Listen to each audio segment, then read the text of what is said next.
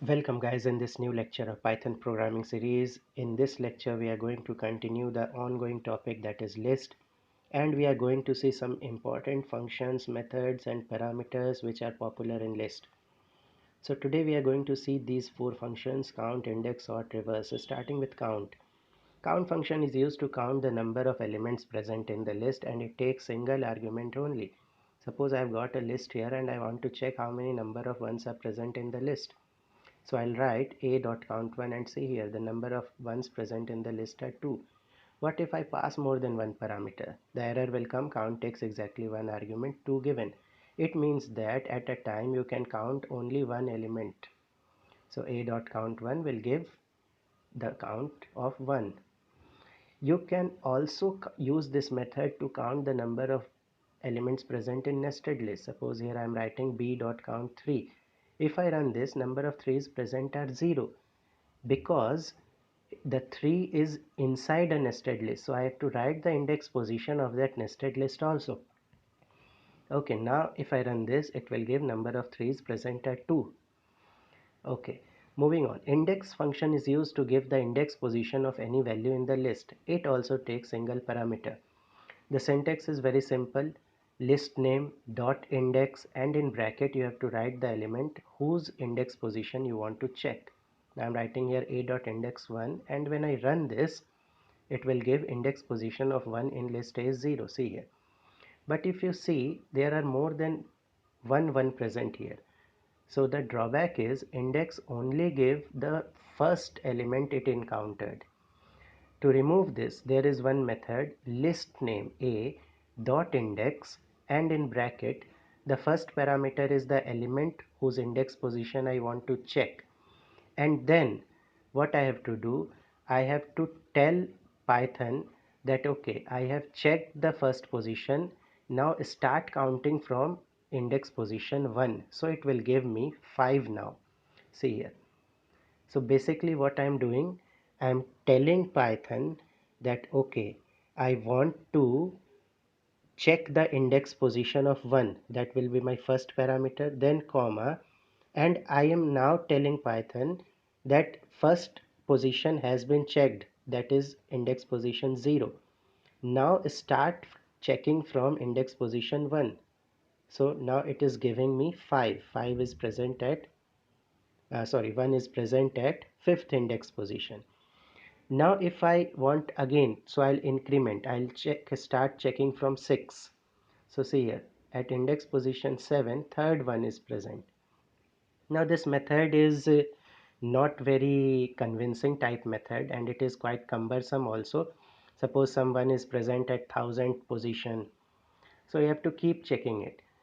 So index is considered as a weak function in Python, and using some advanced method like dictionary, sets, in collaboration with count, or you can make your own function to check index position of repeating elements. And we'll be seeing one function at the last of list topic, how to check how to print all index position of repeating elements.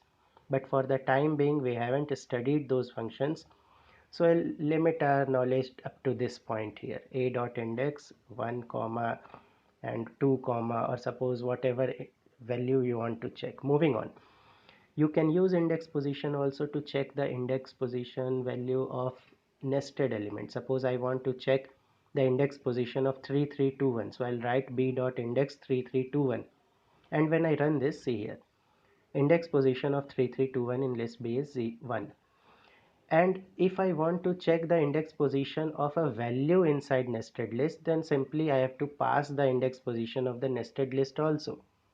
So b1 dot index 3 will give me index position of 3 is 0, and see here, 3 is 0 and 3 is at 1 also, but as already told you, it will give the output of the first value it encountered. So I leave it a task here to check the second index position of 3.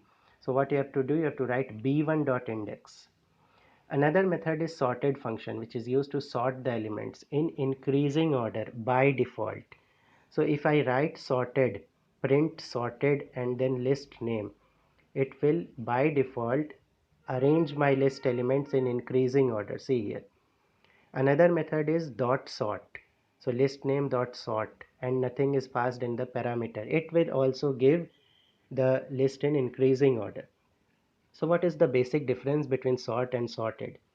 So if I print these both elements, print A and print C now, see here, 1 2 3 4 5 1 2 1 and print C 3 5 6 7 8 9.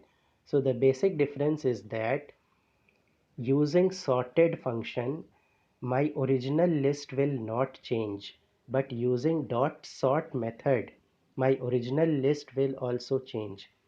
So use it wisely as per your need. If you want to use sort and you don't want to change your original list, just make a copy. Make a copy of the original list. And in last lecture we saw how to use copy, shallow copy and deep copy. So sort will change your original list. Sorted will not change your original list. This is the basic difference between sort and sorted. So if you need to change your original list, use sort. If you don't want, use sorted. Moving on. Now sorting will arrange in increasing order. What if I want to arrange in decreasing order? It means that we want to reverse the condition.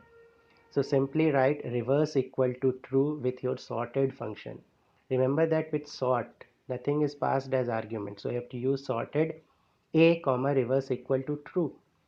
And this will arrange your list elements in decreasing order. It simply means I want the reverse condition to take place. I want decreasing order to take place now. So this is reverse equal to true. If you write reverse equal to false, you can also write reverse equal to false, but it is simply like not writing any reverse condition.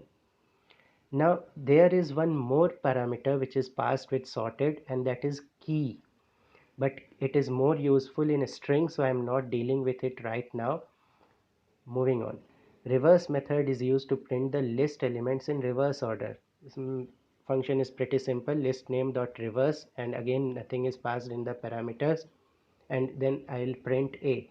So this will reverse the list elements. It will print the elements in reverse order, and we don't have to get confused with increasing, decreasing and reverse. Increasing, decreasing is after sorting. Reverse is simply sorting.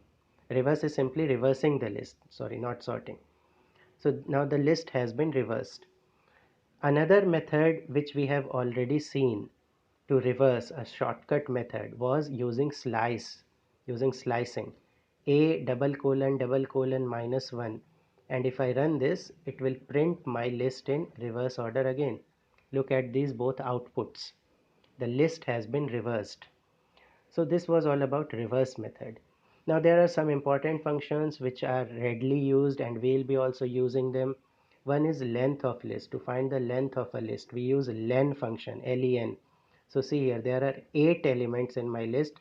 So len will give the total number of elements present in the list, or we can say it is the length of the list. So 8. Similarly, sum function is used to give the sum of all elements, and the list should be a number list, because in numbers you can add and generate some output. You can't add characters. So sum and list A, sum and list name, this will give the sum. So here 1 plus 2 3 plus 3 6 plus 4 10 plus 5 15 16 to 18 1 19. So sum is 19. Max is used to generate the maximum value. So in my list 5 is maximum. Min is used to generate minimum, 1 is minimum. Let's use some of these functions and see how to use them. Suppose I want to find the average. Now what is the concept of average? Average is sum of all elements upon total number of elements. So we can use sum function here. Sum function will give me the sum of all elements. So I'll write sum and bracket A, and I can use len function which will give me the total number of elements present. So this is how you can use these functions, and in coming lectures we'll be using more and more of these functions. So thank you for attending this lecture. Hope you got everything correct. Hope you got everything right. We'll meet in the next lecture. Keep practicing, keep commenting.